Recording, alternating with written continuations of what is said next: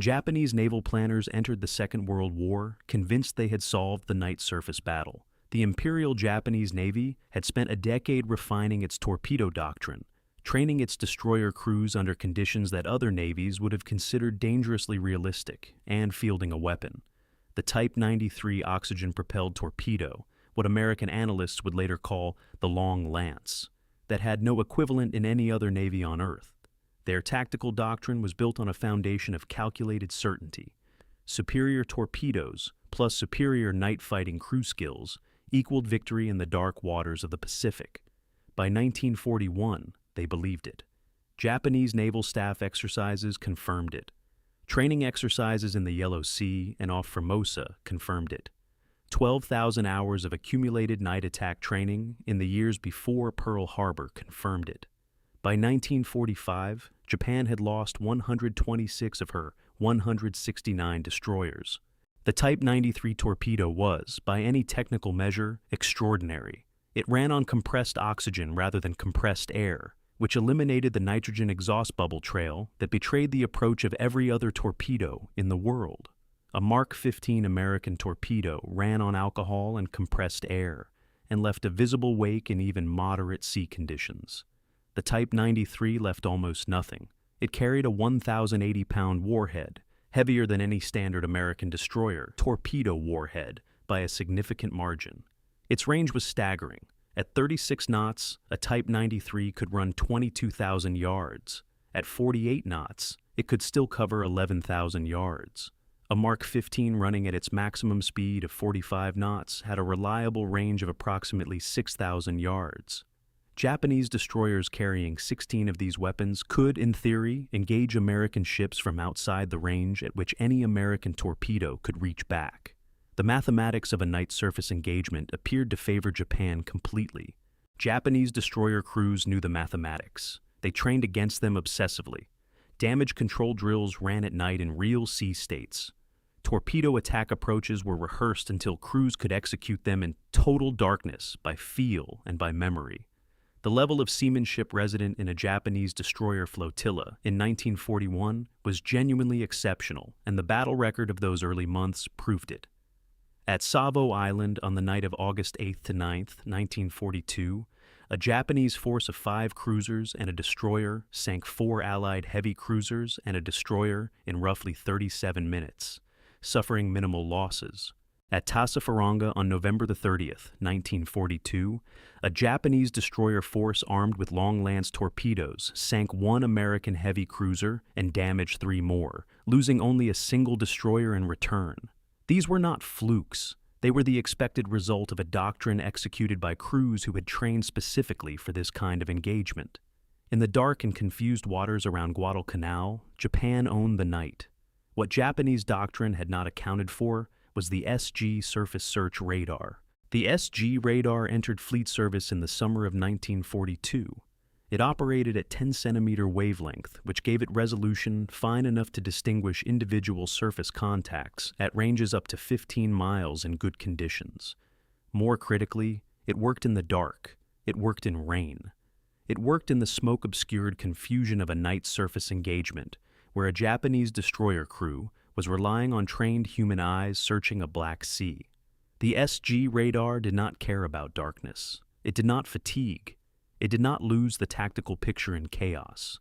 By the time a Japanese destroyer flotilla had closed within Long Lance firing range, an American destroyer equipped with SG radar and the Mark 37 fire control system connected to it had already been tracking the approach for 20 minutes. The torpedo solution had already been computed. All that remained was the decision to fire.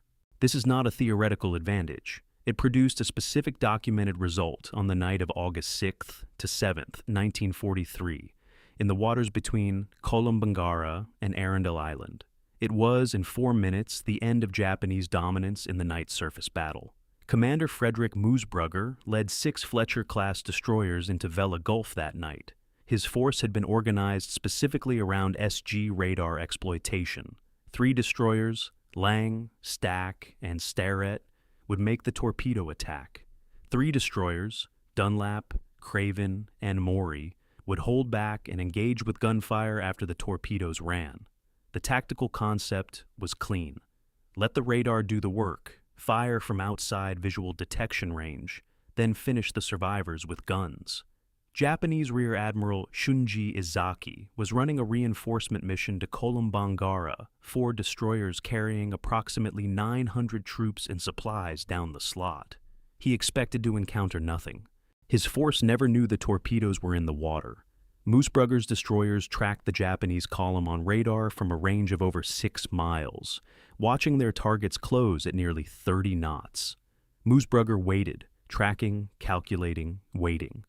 His torpedo approach was executed at a range where Long Lance doctrine assumed American destroyers could not yet be a threat, beyond the range at which Japanese lookouts could reliably detect them on a moonless night. At 11:57 p.m., Lang, Stack, and Strait fired 24 torpedoes in 2 deliberate spreads.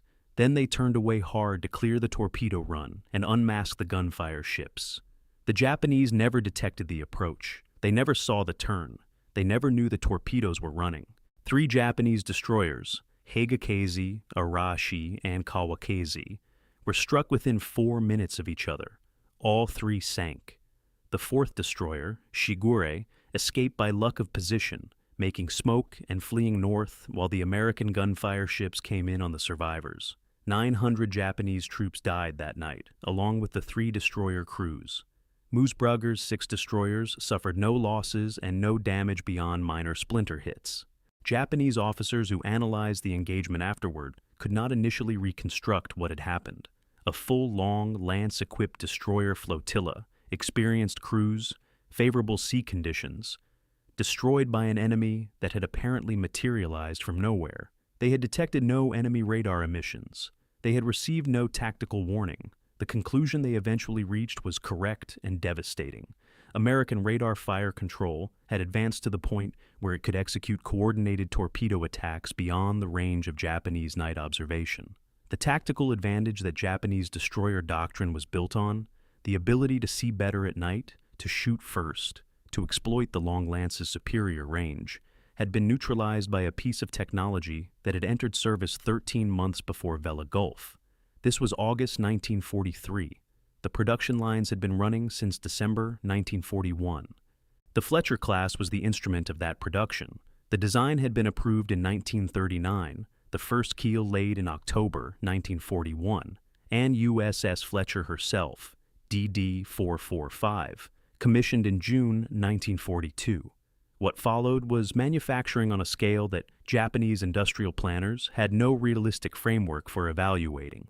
Bath Iron Works in Maine, Federal Shipbuilding in Kearney, New Jersey, Bethlehem Steel at Staten Island and San Francisco and San Pedro, Consolidated Steel in Orange, Texas, Puget Sound Bridge and Dredging, Todd Shipyards at Seattle and San Pedro. By the end of the war, 30 separate shipyards had contributed to Fletcher production. 349 Fletcher-class destroyers were commissioned between 1942 and 1944. The average build time from keel laying to commissioning in 1942 was roughly 14 months. By 1943, as yards accumulated experience and production rhythms matured, some hulls were being commissioned in under a year. In peak production months, the United States commissioned multiple Fletchers in a single week. A Fletcher displaced 2,050 tons standard, stretched 376 feet, and could make 36.5 knots on 60,000 shaft horsepower, produced by 2 sets of geared turbines, fed by 4 Babcock and Wilcox boilers running at 600 pounds per square inch. She carried 5 5-inch 38 caliber dual-purpose guns in single mounts, weapons that could engage surface targets or aircraft with equal effectiveness. 10 21-inch torpedo tubes in 2 quintuple centerline mounts, and a depth charge battery that in a combat loadout carried 72 charges in K-gun projectors and stern racks. Anti-aircraft armament grew throughout the war as kamikaze threat intensified. A late-war Fletcher might carry as many as 12 40mm Bofors guns in twin mounts and 11 20mm Oerlikon cannons in addition to her main battery. The firepower was serious, but the decisive capability of a Fletcher resided in the systems behind the guns.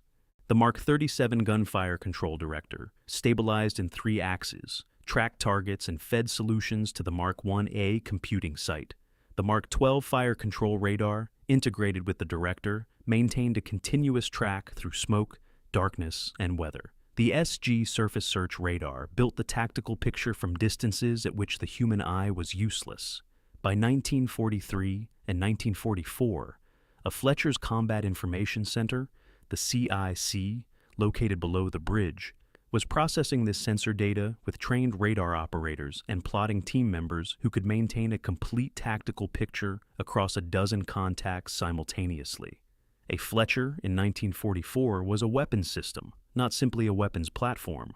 Japan's destroyers were not.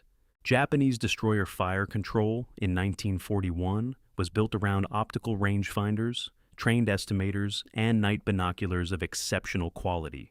Japanese optics were genuinely the best in the world in 1941. On a clear night, in good visibility, against a silhouetted target, a Japanese torpedo team could develop a firing solution faster than most navies could manage. The problem was that combat conditions in the Solomons were not the conditions of a clear night training exercise. Gunfire, torpedo explosions, smoke, rain squalls, the radar emissions and electronic noise of an engaged American fleet. All of this degraded optical fire control. Radar fire control was, in principle, immune to these degradations. Japan had no equivalent radar until late in the war, and the sets she eventually deployed were primitive by comparison, offering ranges and resolution far below what the SG could provide. Every time a Japanese destroyer flotilla was lost, every Vela Gulf, every Empress Augusta Bay, every Surigao Strait, the surviving Japanese destroyer force was not just smaller in absolute numbers, it was degraded in crew quality, because what Japan lost along with the ships was the men inside them. In 1941 and 1942, the Imperial Japanese Navy's destroyer crews represented the accumulated investment of a decade. Pre-war Japanese destroyer exercises were conducted in realistic sea states, at night, at high speed, with live torpedoes in some cases. Accidents happened and were accepted as the price of readiness. Captains who achieved exceptional night torpedo attack scores in fleet exercises were celebrated. Promotion came to officers who could execute a long lance attack approach in complete darkness against a maneuvering target. The crew of a Japanese destroyer in late 1941 might have accumulated 2,000 to 3,000 hours of intensive tactical seamanship. They were exceptional by any standard the era could offer. By mid-1943, those men were dying faster than they could be replaced. Japan's replacement training pipeline could not replicate the depth of pre-war preparation. A replacement destroyer crewman in 1944 received perhaps 4 to 6 months of instruction before assignment to a combat billet. The difference between a man trained for 3 years in live night attack exercises and a man trained for 6 months in a wartime school was not a matter of courage or commitment. It was a matter of the tens of thousands of small coordinated actions, loading rates, tube angle corrections, damage control muscle memory, the ability to hold a fire control solution through the disorientation of incoming fire that could only be built through endless repetition. A Japanese destroyer crew in 1944 was not the same instrument as a Japanese destroyer crew in 1941. The performance gap was measurable. It showed up in engagement results consistently from mid-1943 onward. While Japan's crews were degrading, America's were doing the opposite. The men who fought the early Guadalcanal battles in 1942 were learning. They were not yet skilled at night surface engagement. USS Laffey's crew, on the night of November 13, 1942, was entering their first major surface action. The confusion of that battle, the near-miss collisions, the friendly fire incidents, the breakdown of tactical coordination that resulted in cruisers firing on each other, reflected what happens when a Navy fights a type of engagement it has not yet learned how to manage. American losses at the first and second naval battles of Guadalcanal were severe. Laffey herself was lost, sunk by point-blank Japanese gunfire and ramming, her last minutes a close-range chaos her crew had not trained for. The learning curve was steep and expensive, but it was a learning curve, not a fixed state. Arleigh Burke understood this clearly. When he took command of Destroyer Squadron 23 in late 1943, Desron 23, the Little Beavers, He built his tactical approach around the specific advantages his ships held and the specific gaps in his crew's experience. Burke was meticulous about the problem, in a way that distinguished him from many commanders of his era. He studied the SG radar's performance characteristics against specific sea states and contact types. He drilled his captains on radar plot interpretation until they could read a tactical display under stress without hesitation. He developed attack geometries that exploited the radar's range advantage, allowing his destroyers to fire from distances where Japanese lookouts working optical instruments simply could not detect them. He was particularly attentive to the coordination problem, 5 or 6 destroyers maneuvering at high speed in the dark while attacking a target and avoiding their own torpedo run. And he drilled it until the mechanics were automatic. The Little Beavers fought 5 separate night service engagements in roughly 6 weeks in late 1943. They sank 3 Japanese destroyers and the light cruiser Sendai and damaged several additional vessels. In the engagement at Cape St. George on November 25, 1943, Burke's 5 destroyers sank 3 Japanese destroyers, Onami, Makinami, and Yugiri, without loss or significant damage. The after-action reports Burke wrote went directly into the Pacific Fleet's tactical doctrine distribution system, and the specific methods they described were in squadron training materials within weeks. American Destroyer Doctrine was a living document in 1943 and 1944. It absorbed combat experience and distributed the lessons. Japanese Destroyer Doctrine had been fixed since the mid-1930s and showed diminishing capacity for fundamental revision under pressure. That institutional difference compounded every other advantage the Americans held. Surigao Strait made the final accounting visible. On the night of October 24th to 25th, 1944, Japanese Vice Admiral Shoji Nishimura led Force C northward through the Surigao Strait. He had the battleships Yamashiro and Fuso, the heavy cruiser Mogami, and 4 destroyers. His mission was to reach Leyte Gulf at dawn and attack the American landing fleet. He knew American surface forces were present. He did not know their disposition. Rear Admiral Jesse Oldendorf had arranged a layered ambush. Battleships and cruisers waited across the northern exit of the strait in a line, prepared to cross the T of any Japanese force that reached them. Destroyers were deployed in multiple groups down the length of the strait, organized into attack sections, positioned to execute coordinated torpedo attacks on the approaching Japanese column before the main battle line ever needed to open fire. 28 destroyer-type vessels in 3 separate attack groups, all equipped with SG radar, all trained in the tactics Moosbrugger had demonstrated at Vella Gulf 14 months earlier. Beginning around 3 a.m., the American destroyers went in. Commander Richard Phillips's group from the west flank, Commander J.G. Coward's group closing from the east, pressing to ranges as close as 4,500 yards against the Japanese battleships before firing. Commander McMain's group attacking from the west.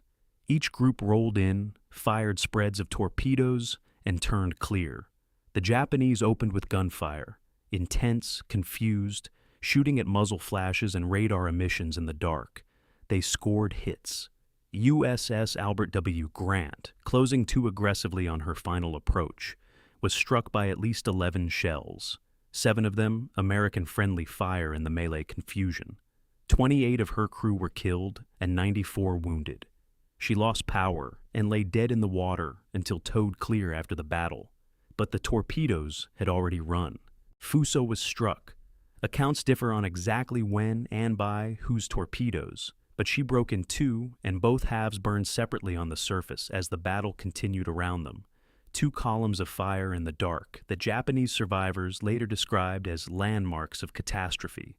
Yamashiro absorbed multiple torpedo hits before Oldendorf's battleship line finally opened fire at 3:53 a.m. and finished her with gunfire. Nishimura was on her bridge when she rolled over and sank. Of the 4 Japanese destroyers in 4C, 3 were sunk by torpedo attack in the strait before the main gun engagement ever began. The 4th, Shigure, escaped south, the same Shigure that had survived Vella Gulf, with her skipper, Commander Nishino, as perhaps the only senior Japanese officer who witnessed the full sequence of what radar-directed American destroyers had done to the force that surrounded him. Total Japanese losses at Surigao Strait: 2 battleships, 1 heavy cruiser, 3 destroyers. It was the last battleship-against-battleship engagement in the history of naval warfare. The destroyers had settled most of it before the main battery guns of the American battle line fired their first salvo. The logistics reality underpinning all of this is easy to overlook because it has no visible drama, no engagement name, no famous command, but it determined the operational tempo of the Pacific War in 1944 and 1945 as thoroughly as any battle that was fought. By late 1944, Japanese destroyers were fuel-constrained, not occasionally, chronically, structurally, increasingly desperately. American submarines had been attacking Japanese tanker traffic systematically since 1942, and by 1944, the results were catastrophic. Japanese oil imports fell from approximately 16.4 million barrels in 1943 to roughly 5.5 million barrels in 1944. Bunker fuel for surface warships was not a first priority allocation when refinery output was collapsing and what remained had to be directed toward aircraft and ground operations. Japanese destroyer commanders in the final year of the war were making operational decisions based on fuel available, not mission requirements, not tactical opportunity, but simply whether there was enough oil in the bunkers to reach the objective and return. Emergency reinforcement runs of the kind that had sustained Guadalcanal's garrison in 1942 had become logistically marginal operations by late 1944. A destroyer that cannot steam cannot fight. American destroyers had no such constraint, because American logistics had been engineered to eliminate it. Service Squadron 10 operated from Ulithi Atoll in the Western Carolines, the most complete advanced naval base the world had produced to that point. Fleet oilers, ammunition ships, stores vessels, hospital ships, repair ships, floating dry docks, all positioned forward to sustain the combat force at sea without requiring it to steam back to Pearl Harbor or the West Coast. American destroyers could take on fuel, ammunition, and food from underway replenishment vessels without returning to port. A Fletcher finishing a night torpedo attack in Philippine waters could rendezvous with an oiler the following afternoon, fill her bunkers to capacity, and return to her assigned station before the next day's operations. American task groups were not managing fuel state as a constraint. They were operating continuously, at full capability, sustained by an apparatus that Japan had never conceived of building and could not have sustained given her raw material situation even if she had. The operational asymmetry this created was visible in patrol cycle times. American destroyers in the final Pacific campaigns were at sea more than they were in port. Japanese destroyers in the same period were in port more than they were at sea, constrained by fuel, repair backlogs, and the simple unavailability of ships that had been sunk faster than replacements could be commissioned. Japan had no underway replenishment program worth the name. Her warships returned to port to fuel and rearm, which meant time out of the operational area on every cycle, time during which American operations proceeded without interference, time during which the strategic situation moved incrementally but steadily in America's direction. The logistical contrast extended beyond fuel. American destroyers in 1944 had access to repair facilities that could address battle damage at sea or at advanced anchorages without the months-long delay of a yard period. A destroyer that took splinter damage in a night surface action at Leyte Gulf could be made combat-ready within days at Ulithi. A Japanese destroyer that took comparable damage in the same engagement had to either steam back to Japan, a voyage of multiple days through waters infested with American submarines, or make do with whatever repair could be accomplished with onboard resources and whatever materials might be available at a forward base that itself was under periodic American attack. Japan began the Pacific War with 111 destroyers in commission. She commissioned approximately 60 additional destroyer-type vessels during the war, giving a total force potential across the conflict of roughly 171 hulls. She lost 126 of them. She ended the war with fewer than 40 destroyer-type vessels capable of any meaningful operation, most of them fuel-starved, maintenance-deprived, crewed by men whose training was a fraction of what the Navy had demanded before the war.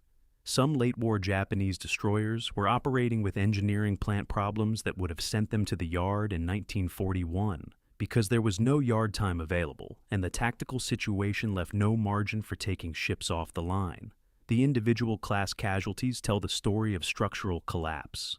Fubuki-class destroyers, the first modern Japanese destroyer design, commissioned in the late 1920s and early 1930s, the ships around which pre-war long-lance doctrine had been built, had been largely consumed by late 1943. 20 of the 24 Fubukis eventually lost their ships during the war, the majority in the Solomons campaign. The Kagero class, the most capable Japanese destroyers of the war, and the peak expression of pre-war design philosophy, commissioned between 1939 and 1941. 19 built, 18 eventually sunk. The Yugumo class, commissioned during the war as a Kagero improvement, 20 built, 18 lost. The Akizuki class, a purpose-designed anti-aircraft destroyer that might have genuinely complicated American carrier operations if produced in larger numbers. 12 completed, 8 sunk before the war ended. Each of those sinkings represented not just a hull, but a crew of approximately 200 to 240 men, with the experienced petty officers and warrant officers at their center, irreplaceable on any timeline the war permitted. The replacement calculus was brutal. Every Japanese destroyer lost in 1943 or 1944 represented not only a hull gone, but the irreplaceable loss of a trained crew. Officers who had been commissioned in the 1930s and had accumulated 10 or 12 years of destroyer seamanship. Petty officers who had mastered the maintenance of long-lance torpedoes to the standard required for combat reliability. Signalmen, damage control specialists, enginemen whose knowledge lived in their hands and died with them in the water off Kolombangara or in the fires at Surigao. Japan could build, slowly, with increasing difficulty, replacement hulls. She could not produce replacement experience on any timeline the war would permit. America began the Pacific War with 171 destroyers. She commissioned, between 1942 and 1945, an additional 365 destroyer and destroyer escort hulls. The breakdown matters.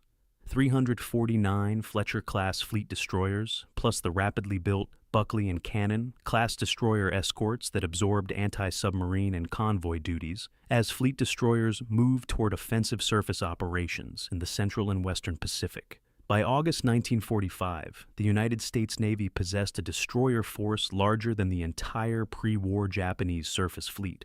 American destroyer losses in all theaters combined, Atlantic and Pacific, numbered 71 hulls.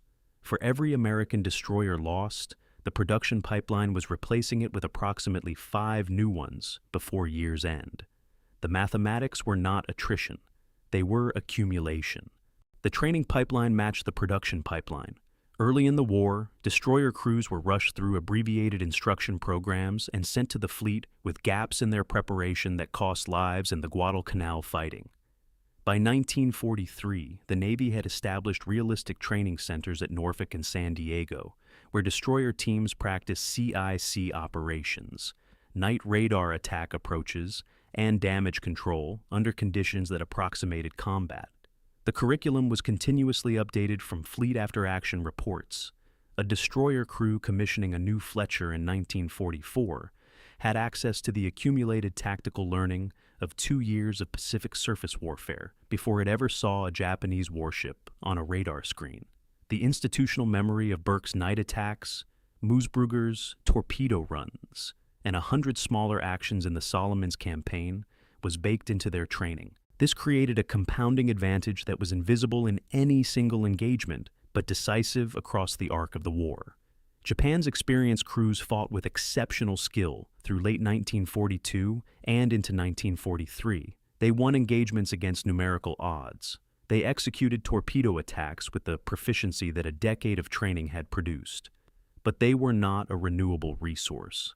Every skilled petty officer, every experienced warrant officer, torpedo technician, every destroyer commander who had made a dozen long-lance approaches in fleet training exercises, when those men died, they took irreplaceable institutional knowledge with them.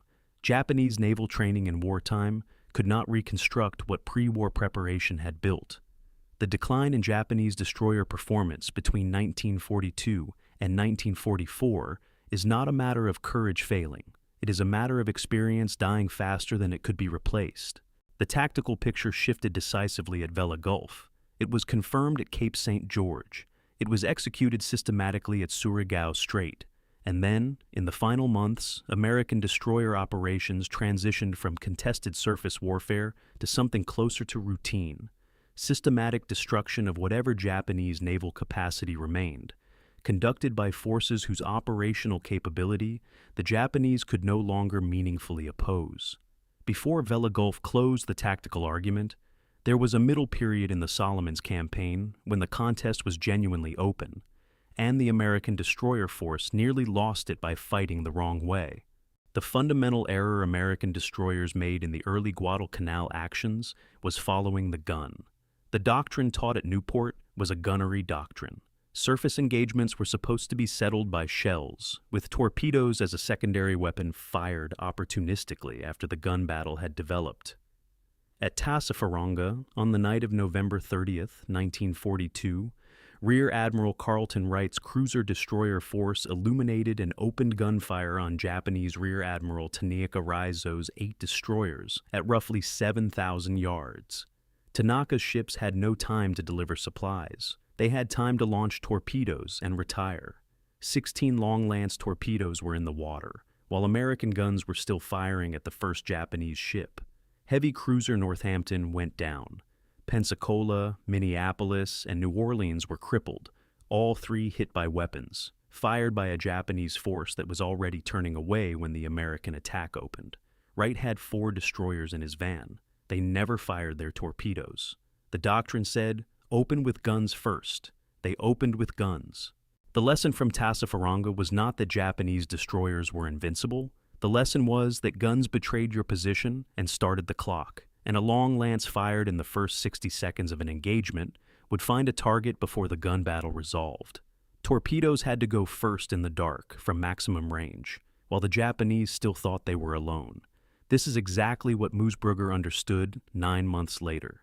The transition from Tassafaronga to Vella Gulf was not automatic. It required the Navy's leadership to honestly assess why engagements were going wrong, which meant confronting doctrine that senior officers had built careers advocating. It required junior officers who had survived early Solomons actions to document what they had observed and send those reports up the chain even when the conclusions were uncomfortable. Commander Thomas Ryan, who had been present at Tassafaronga as a destroyer division commander, wrote a post-action analysis that identified the problem with precision. American destroyers were being used as a screen for the cruisers, not as an independent attack force. They needed to be unleashed as a torpedo weapon first. Ryan's analysis, and analyses like it from other officers who had watched American ships burn in the dark off Guadalcanal, fed into a tactical revision that was deliberately distributed through the Pacific Fleet destroyer community in early 1943. By the summer of 1943, when Moosbrugger was composing his attack plan for Vella Gulf, the revised doctrine was in his hands. The torpedo goes first. Use the radar to stay outside visual detection range. Turn away after firing. Let the gun-equipped destroyers clean up afterward. The method that won Vella Gulf was not improvised. It was the documented product of honest institutional failure analysis. This capacity for honest self-assessment is one of the reasons American destroyers improved faster than their Japanese counterparts. Japanese naval culture in 1941 and 1942 had structural problems with failure analysis. Officers who had performed badly in fleet exercises in the pre-war years risked careers and reputations by admitting the performance. The institution rewarded the appearance of effectiveness as much as it rewarded actual effectiveness. When early war engagements went poorly for Japanese forces, and some did, even in the Guadalcanal fighting, the after-action reporting was not always frank. The organizational pressure was toward explaining setbacks in terms of enemy good fortune or extraordinary circumstances rather than identifying correctable tactical or equipment problems. American naval culture was not perfect in this regard.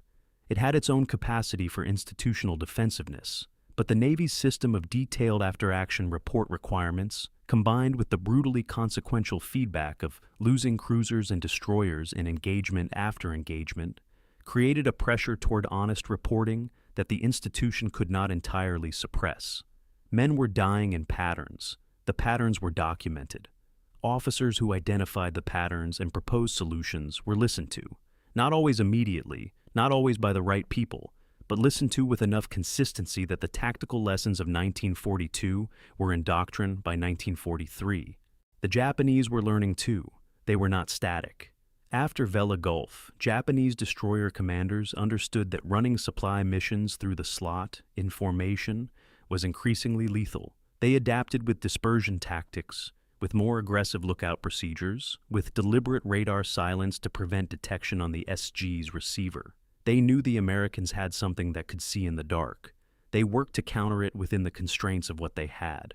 But countermeasures to radar without your own equivalent radar are limited countermeasures. You can disperse your formation to complicate the contact picture. You can use radar silence to prevent detection. You cannot make your destroyers invisible to a technology that works on physical principles your countermeasures do not address. The SG radar saw metal objects on the water's surface, and Japanese destroyers were made of metal. The tactical adaptations Japanese commanders made after Vela Gulf were sensible within their constraints. Those constraints were the problem. The men operating those radar systems mattered as much as the systems themselves. A Fletcher's CIC in 1943 and 1944 was manned by a team typically consisting of a combat information center officer, a surface plot officer, a radar operator on the SG, a DRT operator maintaining the dead reckoning position, plot, talkers connecting CIC to the bridge and gun director, and a track supervisor keeping the complete tactical picture updated in real time. These men were not technical specialists in the narrow sense.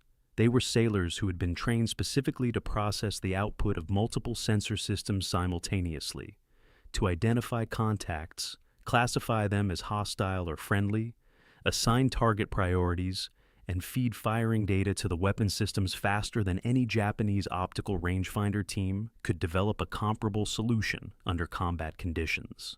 A good CIC team could have a fire control solution on a new surface contact within 60 to 90 seconds of first radar detection. Under the SG's 15-mile detection range, that meant an American destroyer might have a targeting solution on an approaching Japanese formation as much as 25 minutes before the Japanese could visually detect the American ships. 25 minutes is an eternity in a surface engagement. It is time to maneuver to optimal attack position, to coordinate with other ships in the force, to compute multiple torpedo spread solutions, to rehearse the attack geometry one final time, and to fire from exactly the range and bearing that maximizes hit probability. The Japanese had no counter to this time advantage. They could train their lookouts harder. They could use stronger binoculars. They could position additional lookout stations at higher vantage points on the masts. None of it closed the 25-minute gap that radar had opened.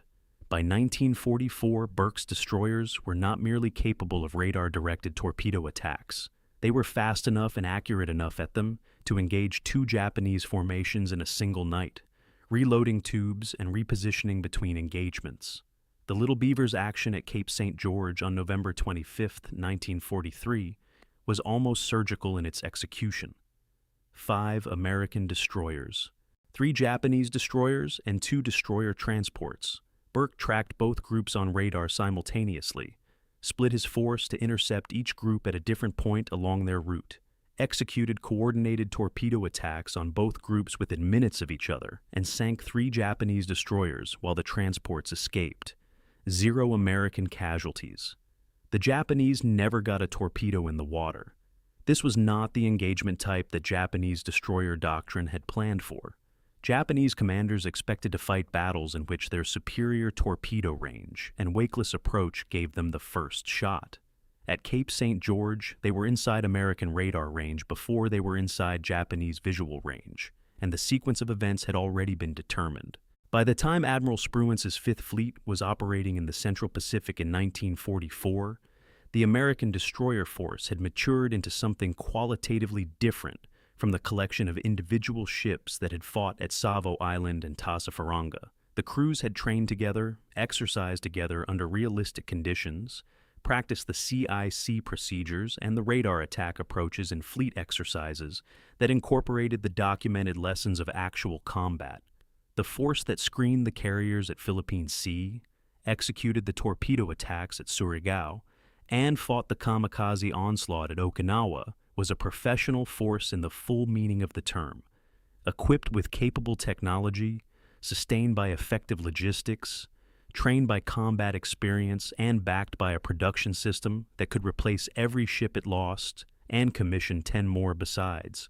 The radar picket stations off Okinawa in 1945 represented the last serious test of American destroyers, and those were not surface engagements. They were one-sided aerial attacks by kamikazes against ships that had no effective way to evade them, crewed by men who understood they were bait for the main fleet's air defense.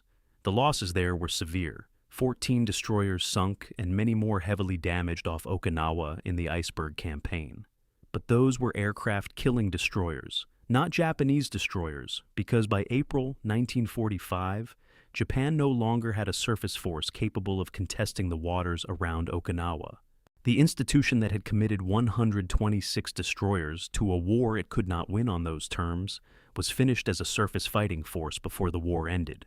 Its torpedo doctrine, its trained crews, its long-lance weapons, all consumed in engagements against a radar-equipped, industrially backed, logistically sustained opponent that had matched Japanese tactical doctrine early, countered it specifically, and then buried it under production numbers that Japanese naval planning had never adequately accounted for. Japan began 1941 with 111 destroyers and a doctrine she had spent a decade building. She ended 1945 with 37. America began 1941 with 171 destroyers and a radar system that was, in the summer of 1942, still learning what it could do. She ended 1945 with 377. Those are not the numbers of a Navy that was outfought. They are the numbers of a Navy that was outbuilt, out-sustained, out-trained, and ultimately outthought by an opponent that learned faster than the doctrine allowed for. Torpedoman's mate, Second-class Hiroshi Matsumoto, was 23 years old when he reported to the destroyer Nowaki in February 1944, assigned to the torpedo battery after 6 months at the training school at Opama. His instructors had emphasized the Long Lance's capabilities, the range, the 1,080-pound warhead, the wakeless approach that left an attacking destroyer invisible. They had not adequately addressed what SG radar meant in practice, because Japanese naval doctrine was still absorbing what Vela Gulf had demonstrated 6 months earlier. Matsumoto served on Nowaki through the Philippine Sea action and the grinding attrition of the late 1944 Leyte Gulf operation, watching the fleet around him diminish engagement by engagement. Nowaki was sunk on October 26, 1944, caught alone while recovering survivors from the heavy cruiser Chikuma after the Battle of Samar, destroyed by gunfire from an American cruiser-destroyer task group. She went down quickly. Of Nowaki's crew of approximately 300 men, 6 survived. Matsumoto was not among them. He had been in the torpedo navy for 8 months.